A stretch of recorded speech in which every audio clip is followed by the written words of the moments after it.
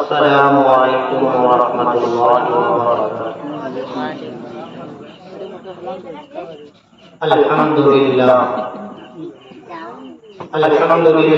وحدہ والصلاة والسلام على من لا نبي بعده، أما بعد، قال الله تعالى في القرآن المجيد والفرقان الحميد: أعوذ بالله من الشيطان الرجيم، بسم الله الرحمن الرحيم، يا أيها الذين آمنوا قوا أنفسكم وأهليكم نارا وقودها الناس والحجارة عليها ملائكة غلاظ شداد لا يعصون الله ما أمرهم ويفعلون ما يؤمرون. وقال الله تعالى في موضع آخر: كلما ألقي فيها فوج سألهم خزنتها ألم يأتكم نذير قالوا بلى قد جاءنا نذير فكذبنا وقلنا ما نزل الله من شيء.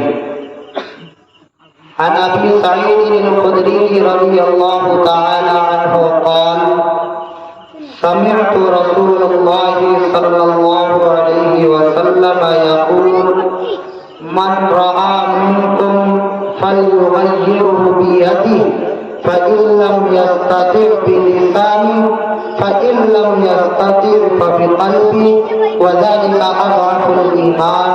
رواه مسلم.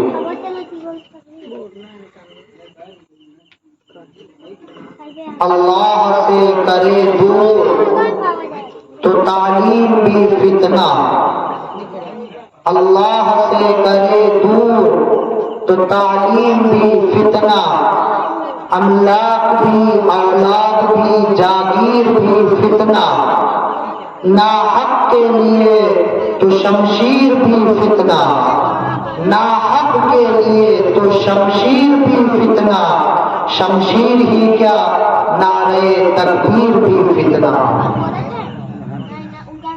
سامعین باتمکین،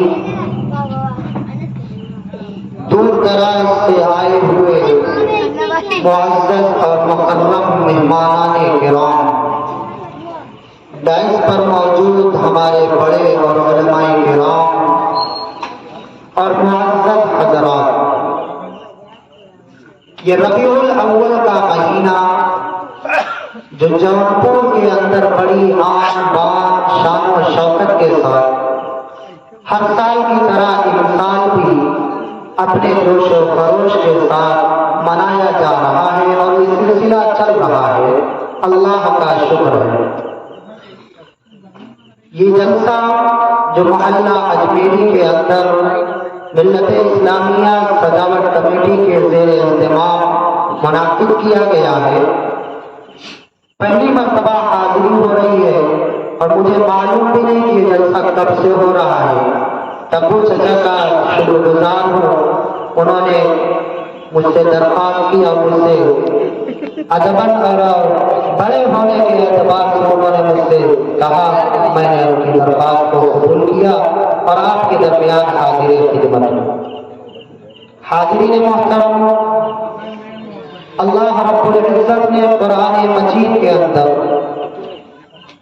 پورا قرآن مجید اگر اٹھایا جائے اور الف لام میم سے لے کر سورہ الناس تک اگر اس کا مطالعہ کیا جائے تو اللہ کے رسول صلی اللہ علیہ وسلم کی بعثت کا مقصد، قرآن مجید کو نازل کرنے کا مقصد اور قرآن کریم کی تعلیمات کو دنیا کے اندر اور خاص طور سے امت محمدیہ تک جو میسج اور جو پیغام اللہ اور اللہ کے حبیب علیہ السلام نے پہنچانا چاہا ہے، وہ مقصد کوئی اور نہیں، وہ مقصد صرف اور صرف یہ ہے کہ انسان کامیاب ہو جائے۔ اور انسان کامیاب کب ہوگا؟ انسان کامیابی ہم اور آپ دو طرح سے سمجھتے ہیں، ایک کامیابی دنیا کی کامیابی اور ایک کامیابی جو ابدی کامیابی ہے وہ آخرت کی کامیابی ہے۔ اللہ کے حبیب علیہ الصلوۃ والسلام کا دور نبوت کا آغاز ہوتا ہے۔ اللہ کے حبیب علیہ الصلوۃ والسلام لوگوں کے درمیان تبلیغ و تعلیم کے لیے اپنے آپ کو نچھاور کیے ہوئے لوگوں کے درمیان جاتے ہیں، لوگوں سے کہتے ہیں اے لوگوں یا ایھا الناس قولوا لا الہ الا اللہ تفلحوا، اے لوگوں کہہ دو اللہ کے سوا کوئی معبود نہیں، تم کامیاب ہو جاؤ۔ یہ اللہ کے نبی کی تعلیم تھی اور مقصد بھی یہی تھا۔ یہ انسان جو کئی برس سے ضلالت و گمراہی کے اندر ملوث ہے، اس انسان کو اور اس امت کو اور اس انسانیت کو ضلالت و گمراہی سے نکال کر راہ راست پر لایا جائے۔ چنانچہ اللہ کے حبیب علیہ الصلوۃ والسلام نے بہت کوشش کی اور انتھک محنت کوشش کرنے کے بعد اللہ کے حبیب علیہ الصلوۃ والسلام نے بہت سی دفعہ مار بھی کھایا، بہت سی دفعہ آپ کے اوپر پتھر برسائے گئے، بہت سی دفعہ آپ کو پریشان کیا گیا، یہاں تک کہ آپ کے اوپر تھوکا بھی گیا، نعوذ باللہ من ذالک، پتھر برسائے گئے، لیکن اللہ کے حبیب نے اپنا پیغام نہیں چھوڑا، اپنی تعلیم نہیں چھوڑی۔ کیوں؟ اللہ نے آپ کو خاتم النبیین بنایا تھا، آپ کے اوپر نبوت کو ختم فرمایا تھا۔ اب آپ کے بعد قیامت کی صبح تک نہ کوئی نبی اور رسول آنے والا ہے، نہ کوئی انبیاء علیہ الصلوۃ والسلام کی کوئی جماعت آنے والی ہے، آپ خاتم النبیین والمرسلین ہیں۔ حضرت عیسیٰ علیہ الصلوۃ والسلام آئیں گے لیکن وہ نبی بن کر نہیں آئیں گے۔ بہت سے لوگ اعتراض کر سکتے ہیں کہ بھائی حضرت عیسیٰ آئیں گے، امام مہدی آئیں گے، تو ٹھیک، لیکن وہ نبوت اور نبی بن کر اور رسالت اور رسول بن کر اس دنیا کے اندر نہیں آئیں گے۔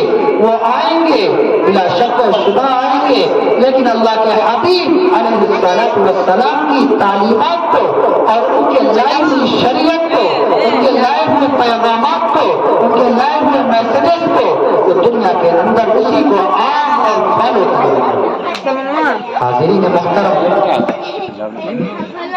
میں نے قرآن مجید کی جو آیت کریمہ تلاوت کی ہے، اللہ رب العزت اس قرآن مجید کی آیت کریمہ کے اندر ایسی بات اور ایسا احکام، ایسا پیغام ارشاد فرماتا ہے کہ اگر امت محمدیہ اپنی زندگی کے اندر، اپنی رہن سہن، اپنے معاشرے کے اندر اس بات کا خیال کر لے تو یہی معاشرہ آج مسلم معاشرہ افسوس ہوتا ہے، اللہ کی پناہ، جس طریقے کے گناہ، جس طریقے کا بگاڑ، جس طریقے کے فتنہ و فساد مسلم سماج کے اندر موجود ہے وہ غیروں کے اندر موجود نہیں ہے۔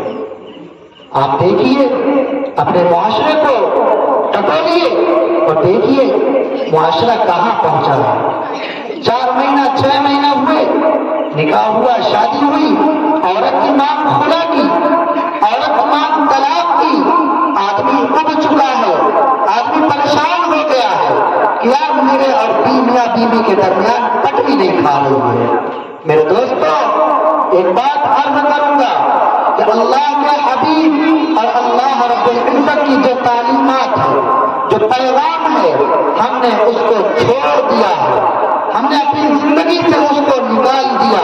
آج یقین کے ساتھ بتلائیے اس مجمع کے اندر جتنے افراد ہیں، جتنے حضرات ہیں اور جو ماں بہنیں ہماری گھروں کے اندر موجود ہیں، ان تک ہماری آواز پہنچ رہی ہے، وہ اپنے دل پر ہاتھ رکھ کر سوچے کہ میرے دوست، میری زندگی کے اندر نماز کتنی فیصد ہے، ہم نماز کے کتنے پابند ہیں، ہماری زندگی کے اندر نماز کا حصہ کیا ہے۔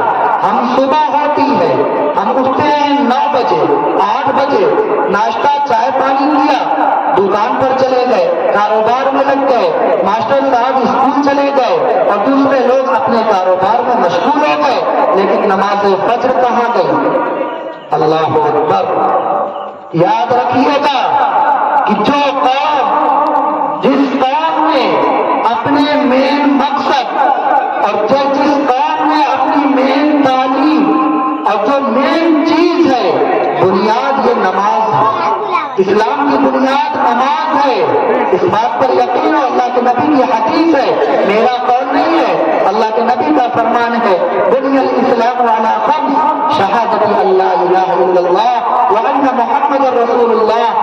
آپ نے کلمہ پڑھ لیا، آج تو اللہ کا شکر ہے کہ ہم لوگ پیدائشی مسلمان ہوتے ہیں۔ کلمہ بھی الگ طریقے سے نہیں پڑھا جاتا، تو شروع کے اندر جو حافظ جی پیدا ہونے کے بعد آ کر اللہ اکبر اور ایک کان میں اذان دوسرے کان میں اقامت کہہ دیتے ہیں، تو اس کے بعد سے پھر کوئی ضرورت محسوس نہیں کی جاتی کہ یہ بچے کو کلمہ کی یاد کرایا جائے، کلمہ کے بعد قرآن کی تعلیم دی جائے۔ اس سب چیزوں کی ہمارے معاشرے میں فکر نہیں ہے۔ ہمارے معاشرے میں فکر کس بات کی ہے؟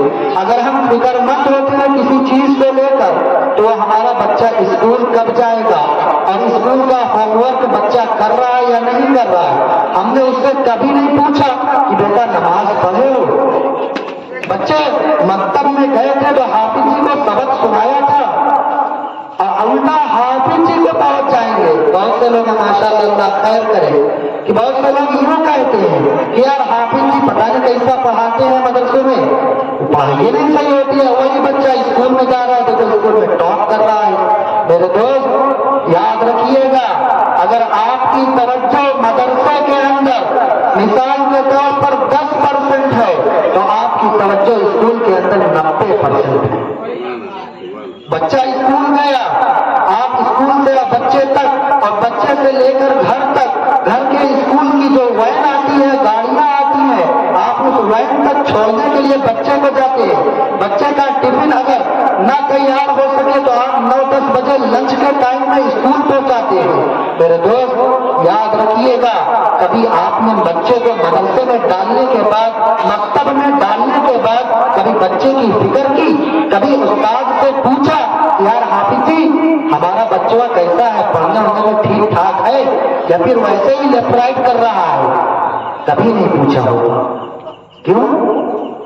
فکر نہیں، ہمارے دل میں فکر نہیں ہے۔ ہمارے دل کے اندر اگر فکر ہے تو اسکول کالجوں کی تعلیمات یاد رکھیے گا، میں تعلیم کا مخالف نہیں ہوں، میں تعلیم حاصل کرنے کے خلاف نہیں کہہ رہا ہوں، لیکن میرے دوست اگر بنیادی چیز مضبوط نہ ہوئی تو یاد رکھیے گا کہ یہی بچہ کل قیامت کے روز آپ کا دامن پکڑے گا اور کہے گا یہ میرے والد ہے، یہ میرا بڑا بھائی ہے، یہ میری والدہ ہے، یہ میرے چچا ہے، یہ میرے بڑے ابا ہے، یہ میرے دادا جان ہے، یہ میرے فلاں رشتے دار ہیں، انہوں نے مجھے تعلیم نہیں دلائی تھی۔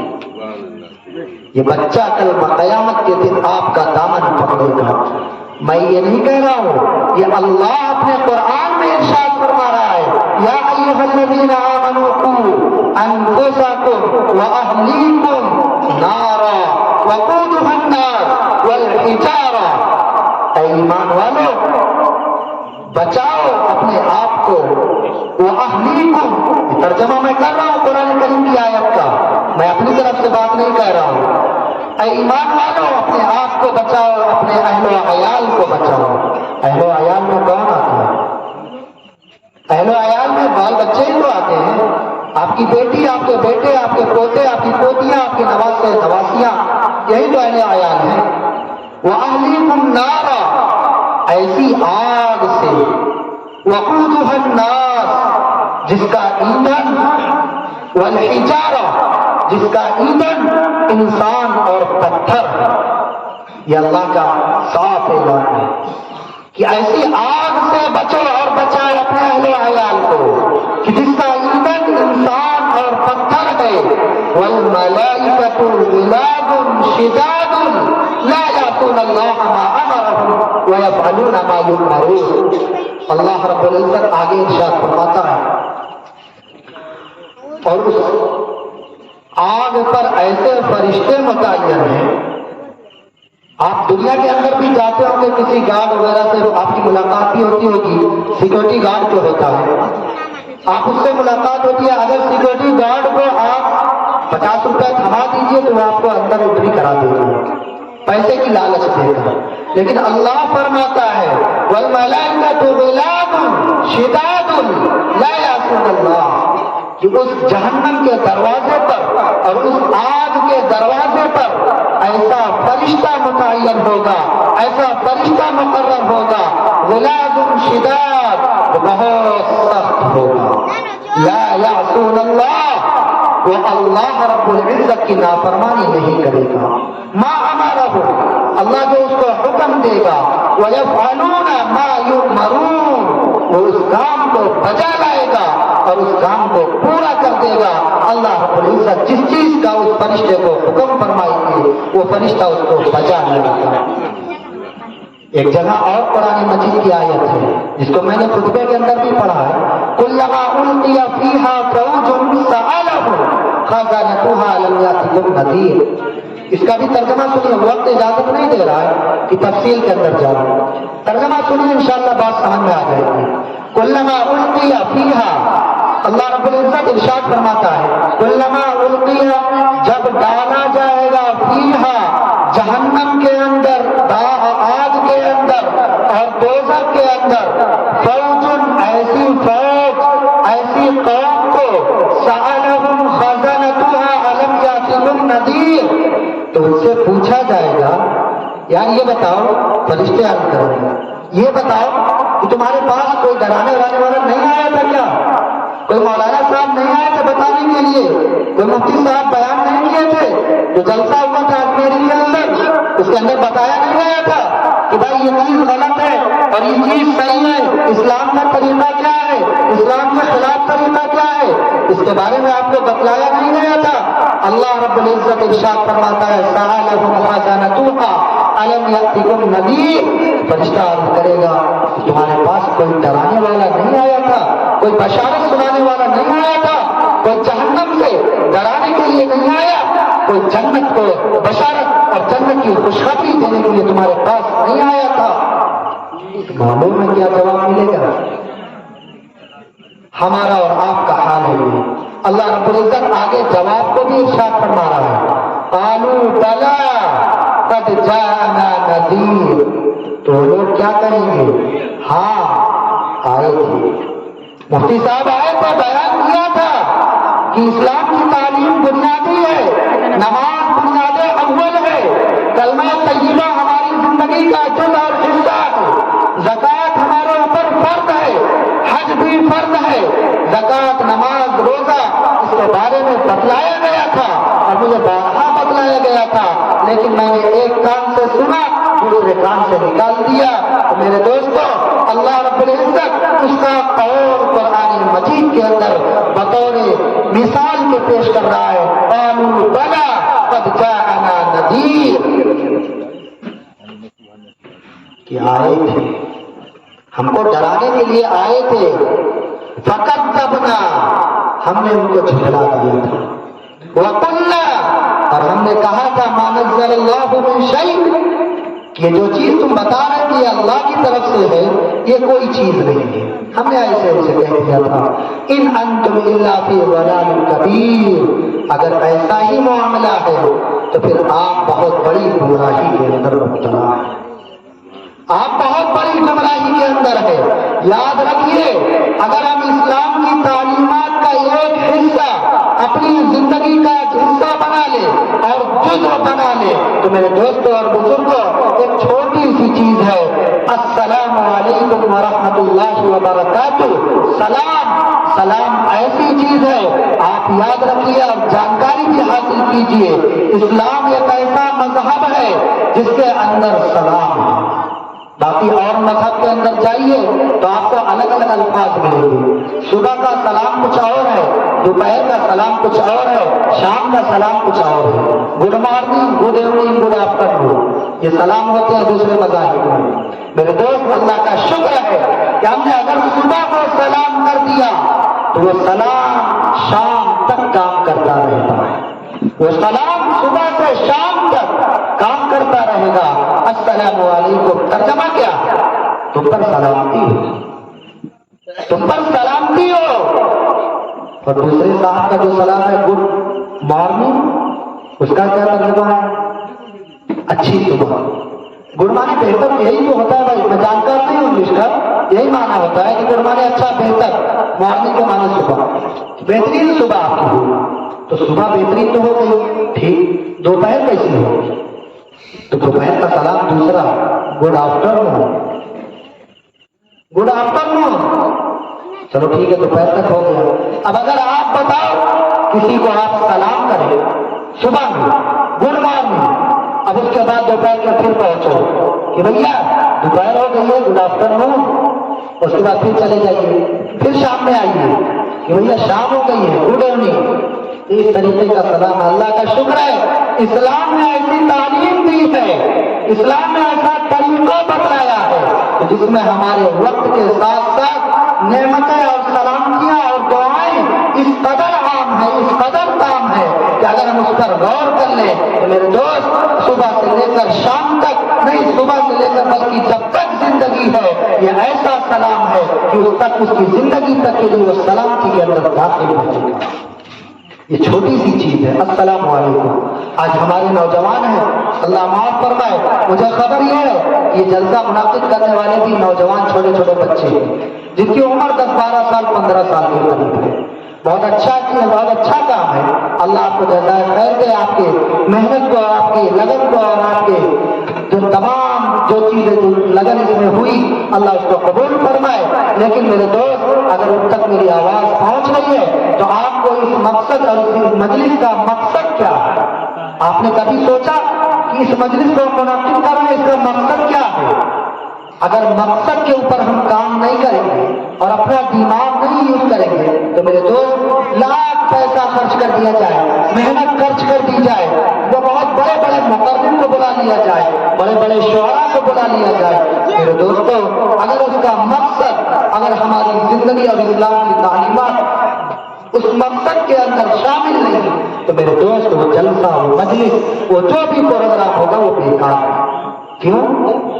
اللہ کے رسول صلی اللہ علیہ وسلم نے فرمایا کہ جتنی بھی مجلسیں منعقد ہوتی ہیں پوری دنیا کے اندر، اگر اس کے اندر اللہ کے حبیب کا ذکر نہ کیا جائے اور اس مجلس کو ختم کر دیا جائے تو میرے دوستو وہ مجلس، وہ جلسہ اور وہ مجلس اور وہ جو بھی چیز ہے وہ کل قیامت کے روز پکڑ کا سبب بنے گی. اللہ کا شکر ہے اللہ رب العزت ہم لوگوں کو اور توفیق عطا فرمائے. اللہ کا ہم لوگ عاشق رسول اور صحابہ کرام سے محبت کرنے والے، اللہ کے رسول صلی اللہ علیہ وسلم سے محبت کرنے والے، ان کی تعلیم سے محبت کرنے والے لوگ ہیں. اسی لیے تو ہم نے یہ جلسہ منعقد کیا ہے.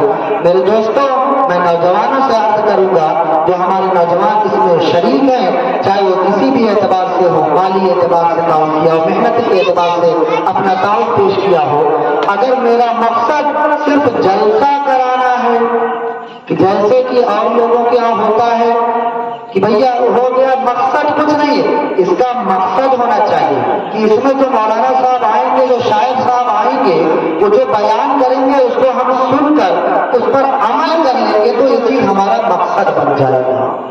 ہمارا مقصد کیا ہونا چاہیے؟ ہم دنیا کے اندر پیدا کس لیے کیے گئے ہیں؟ کبھی غور کیا؟ کبھی غور کیا کہ ہم دنیا میں کس لیے آئے؟ اللہ رب العزت نے ہم کو کیوں بھیجا؟ اشرف المخلوقات بنا کر بھیجا. تمام 18,000 مخلوقات اللہ نے پیدا فرمائی تقریباً، اور اس میں سب سے اشرف المخلوقات، سب سے بہترین مخلوق اللہ نے انسان کو بنایا. یہ کیوں کیا؟ اللہ نے فرمایا کہ تمہارے ذمہ میں کام ہے. یہ دنیا امتحان گاہ ہے، امتحان کی تیاری کی جگہ ہے. یہاں آپ کو عیش و آرام نہیں ملے گا. اللہ کے نبی کی حدیث ہے، ترجمہ کر رہا ہوں، الدنیا سجن المؤمن و جنت الکافر. کہ دنیا یہ مومن کے لیے قید خانہ ہے، یہ دنیا مومن کے لیے جیل خانہ ہے. آپ جیل کے اندر جو لوگ ہوں گے ان سے پوچھو بھائی کہ وہ کس طریقے سے رہتے ہیں. ایئر کنڈیشن روم ہے، وہاں کھانے کے پکوان مل رہے ہیں، یا وہاں پہ دوسری چیزوں کے پکوان مل رہے ہیں، وہ تو اللہ معلوم وہی جانتا ہوگا، اللہ ہم لوگوں کی حفاظت فرمائے۔ لیکن اللہ کے حبیب علیہ الصلوۃ والسلام کا قول ہے کہ الدنیا سجن المؤمن و جنت الکافر، کہ دنیا یہ مومن کے لیے قید خانہ ہے۔ ہم یہاں عیش و آرام کرنے کے لیے نہیں آئے ہیں، ہم یہاں زندگی بسر اور گزر کرنے کے لیے نہیں آئے ہیں، ہم یہاں زندگی صرف گزار کر امتحان کی تیاری کر کے، اور آخرت کے اندر جو امتحان ہے، جو امتحان اللہ رب العزت ہم سے لے گا، اور جس پرچے کی تیاری کے لیے ہم یہاں آئے ہیں، اس پرچے کی اگر ہم تیاری کر کے اللہ رب العزت کے دربار میں پیش ہوں گے تو پھر یہی پرچہ اور یہی زندگی جو آج ہمیں قید خانہ لگ رہی ہے، آج ہم پریشان ہیں، مالی اعتبار سے مسلمان پریشان ہے، کاروباری اعتبار سے پریشان ہے، اللہ کا شکر ادا کرو، اللہ کا شکر ادا کرو کہ اللہ نے آپ کو اس لائق سمجھا کہ آپ کو پریشانی کے اندر مبتلا کیا۔ ایک حدیث پاک ہے میرے ذہن میں آ گئی، اللہ کے حبیب علیہ الصلوۃ والسلام نے فرمایا، اس کا عنوان کیا ہے؟ مالی پریشانی گناہوں کا کفارہ بن سکتی ہے۔ مال کمانے کے اندر پریشانیاں جو آتی ہیں، یہ گناہ کا کفارہ بنتا ہے۔ اللہ کے نبی کے حدیث پاک کا مفہوم ہے، اللہ کے نبی نے فرمایا کہ بہت سے گناہ ایسے ہیں جس کو نہ نماز معاف کرا سکتی ہے، نہ روزہ معاف کرا سکتا ہے، نہ حج معاف کرا سکتا ہے، نہ صدقات معاف کرا سکتے ہیں، نہ زکات معاف کرا سکتا ہے۔ صحابی رسول بے چین ہو گئے، یا اللہ کے رسول یہ کون سا گناہ ہے جس کو نہ نماز معاف کرا سکتا ہے، نہ تو روزہ، نہ توبہ، نہ تو صدقہ و خیرات، یہ کون سا بڑا گناہ ہے بھائی؟ اللہ کے رسول علیہ الصلوۃ والسلام نے ارشاد فرمایا کہ اس گناہ کو معاف کرانے کے لیے اگر کوئی چیز ہے، اللہ نے اگر کسی چیز کو پسند کیا ہے کہ یہ چیز اس گناہ کا کفارہ بن جائے، تو اللہ کے حبیب نے فرمایا کہ وہ مال کمانے کے اندر پریشانیوں کا سامنا کرنا، یہ اس کے لیے مالی پریشانیاں گناہ کا کفارہ بن سکتی ہیں۔ یہ اللہ کے نبی کی حدیث ہے، تو پھر ہمیں اور آپ کو پریشان ہونے کی ضرورت نہیں ہے۔ ہم تو اپنی زندگی کو اللہ کے نبی کے دین کے اعتبار سے گزارنے کی کوشش کریں۔ اللہ کے حبیب نے فرمایا کہ الصلاۃ قرۃ العین، نماز میری آنکھوں کی ٹھنڈک ہے۔ آج یقین کے ساتھ بتلائیے کہ کتنے لوگ نماز پڑھ رہے ہیں؟ آج اکثر طبقہ مسلم مقام کا، معاشرے کا 99% گارنٹی کے ساتھ کہہ رہا ہوں کہ نماز سے بہت دور ہے۔ نماز نہیں ہے، جمعہ پڑھ لیا تو وہ نماز میں شمار نہیں ہوتا کہ آپ نمازی ہیں، آپ کو نمازی نہیں کہا جائے گا اس کے اعتبار سے۔ اور بہت سے اللہ تو ایسے کہ عید والی نماز پڑھتے ہیں۔ ہمارے گاؤں میں بھی ایک صاحب ہے، وہ صرف عید اور بقرعید میں آتے ہیں، اور بہت فخر کے ساتھ سینہ چوڑا کر کے اپنے آپ کو بتاتے ہیں کہ بھائی میں نماز نہیں پڑھتا، اللہ معاف فرمائے، ان کا معاملہ اللہ کا معاملہ۔ لیکن میرے دوستوں، ہماری زندگی کے اندر ہم جائزہ لیں، ہماری جو خواتین حضرات ہیں، ہم اپنے بچوں کا جائزہ لیں، ہمارے جو گارجین ہیں ہم اپنے بچوں کا جائزہ لیں۔ جس طریقے سے ہم صبح سویرے، یاد رکھیے میں خود اپنی آنکھ سے دیکھتا ہوں اور بہت سے لوگ کرتے بھی ہوں گے، دیکھتے بھی ہوں گے، صبح سویرے اسکول کی گاڑی آ جاتی ہے اور ابھی والدین آنکھ مل رہے ہیں، اور بچے کو اٹھاتے ہیں، بچے کو تیار کرتے ہیں، کئے بجے؟ 6 بجے، 6:30 بجے، بہت زیادہ لیٹ ہوا تو 7 بجے، اس سے زیادہ لیٹ نہیں کیا جاتا۔ 7 بجے ٹھنڈا کو تو الگ معاملہ ہے، 7 بجے تک آپ بچے کو ریڈی کرتے ہیں۔ آج یقین کے ساتھ بتلائیے، اگر بچہ 5ویں کلاس، 6ٹھی کلاس یا 7ویں کلاس کے اندر ہے اور بچے کا امتحان آنے والا ہے، بچے کی تیاری نامکمل ہے، اور تو اس کی فکر ہمارے والدین کو بہت زیادہ ہوتی ہے، اور ہمارے والدین ہم کو صبح سویرے فجر سے پہلے اٹھا دیں گے 4 بجے بھور میں۔ یہ 12 سال 8 سال کا بچہ ہے اور ابھی یہ معصوم ہے ہمارے اعتبار سے، اور وہ معصوم بچے کو ہم صبح سویرے 4 بجے بھور میں اٹھاتے ہیں کس مقصد کے لیے؟ کہ بچہ ایگزام کی تیاری کر لے، بچہ امتحان کی تیاری کر لے۔ میرے دوست، کبھی ہم نے غور کیا کہ یہی بچہ جو آج 8 سال کی عمر کے اندر 7 کے امتحان، 8ویں کلاس کے امتحان کے لیے، اس کی تیاری کے لیے ہمارے والدین نے کبھی انہوں نے 12 سال کے بعد بلوغت کے بعد نماز کے فرض ہو جانے کے بعد کبھی ہم کو فجر کی نماز کے لیے اٹھایا؟ غور کیجئے گا، یہ میں گارجین سے کہنا چاہ رہا ہوں، اگر آپ چاہیں گے تو انسان کے اندر، معاشرے کے اندر سدھار آ سکتا ہے۔ اور یہی بچہ جو آج آپ کے خلاف چھوٹا ہے، آپ کو معصوم لگ رہا ہے، لیکن یاد رکھیے گا یہی بچہ کل کے روز آپ کے خلاف کھڑا ہوگا، تب آپ ہاتھ ملیے گا، اس کے علاوہ کوئی چارہ نہیں ہوگا۔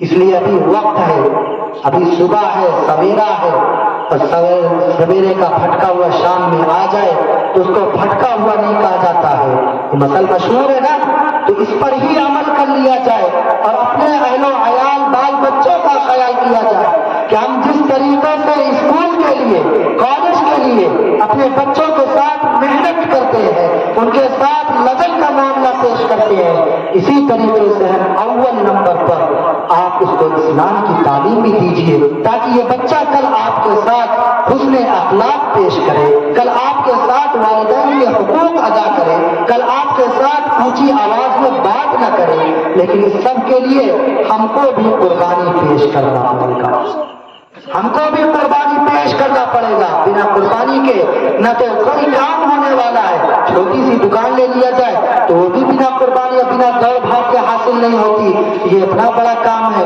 کہ اس کے جو تربیت ہے اور اس کے جو اخلاق ہے اس کو سنوارنے کے لیے بہت بڑا کام ہے۔ اللہ رب العزت ہم لوگوں کے لیے آسانی کا معاملہ فرمائے۔ آخر میں ایک بات کہہ کر اپنے سے جدا ہوں گا آپ سے کہ اللہ رب العزت ہم لوگوں کو بار بار جلسے جلوس کرنے کی توفیق عطا فرمائے، لیکن ساتھ ساتھ ایک نصیحت اور وصیت بھی کرتے جاتا ہوں کہ اللہ رب العزت ہم لوگوں کی زندگی کے اندر نماز کو داخل فرمائے۔ نماز اللہ کے حق، اللہ رب العزت نے فرمایا ان الصلاۃ تنہی عن الفحشاء والمنکر، نماز یہ برائیوں سے روکتی ہے، نماز برائیوں سے روکنے والی ہے۔ اگر ہم نماز پڑھتے ہیں، ہم نعوذ باللہ شرابی ہیں، ہم جواری ہیں، یہ یقین کے ساتھ کہتا ہوں اگر کسی کو آزمانا ہے تو آزما لے، اس سے کہہ دیجئے کہ وہ نماز پڑھنا شروع کرے۔ شرابی ہے، جواری ہے، آپ اس کو نماز تک لے آئیے، انشاءاللہ تعالی بہت سے لوگوں کو میں نے خود بدلتے دیکھا ہے، آپ نے بھی دیکھا ہوگا۔ نماز یہ برائیوں سے روکنے والی ہے۔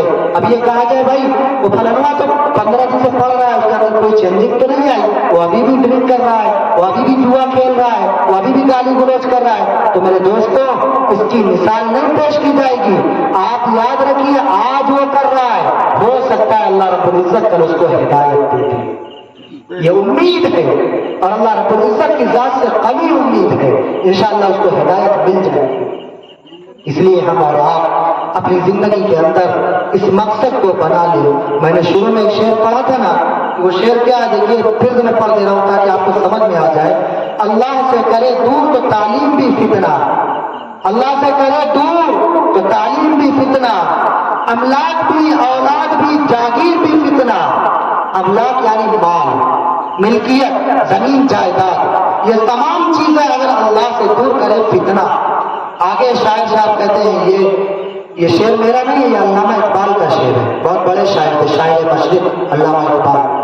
انہوں نے آگے کہا ناحق کے لیے تو شمشیر بھی فتنہ، شمشیر تلوار کو کہتے ہیں، اگر ناحق کے لیے اٹھے تو وہ بھی فتنہ ہے۔ یہی تک نہیں رکے علامہ صاحب، انہوں نے کہا شمشیر بھی کیا، نعرہ تکبیر بھی فتنہ، اگر ناحق کے لیے لگایا جائے تو نعرہ تکبیر بھی فتنہ۔ یاد رکھیے جو باتیں میں نے کہی ہے، اللہ رب العزت کی ذات سے دعا کرتا ہوں اللہ رب العزت ہم لوگوں کو کہنے سننے سے زیادہ عمل کرنے کی توفیق مرحمت فرمائے۔